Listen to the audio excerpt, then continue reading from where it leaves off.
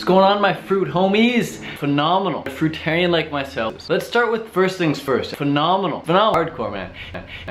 Here, I'm talking, you gotta wear sweatpants and a sweatshirt, maybe even a toque and some gloves first thing in the morning between 1 a.m. and phenomenal. November, so we're just entering that cold season and I love it. Oh my god, it's very, very cheap. The accommodation is cheap, massages are cheap, food is cheap. Because it's so cheap, I get it for cheap. Human services are cheap, you can get cheap hotels, you can get cheap. I'm talking cheap, like cheap. You can get apartments ranging from cheap all the way up to phenomenal. Cheap, the massages are cheap. You want to get your bike fixed, cheap.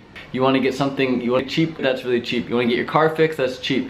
Any type of service involving another human is very, very cheap. They won't apologize. It's like they show up late, it's cheap. If they don't value their time, they'll spend like an hour massaging you for like cheap, just so cheap, dirt cheap. So much rice, man. It's super, super cheap. Live on just bananas. That is cheap, man.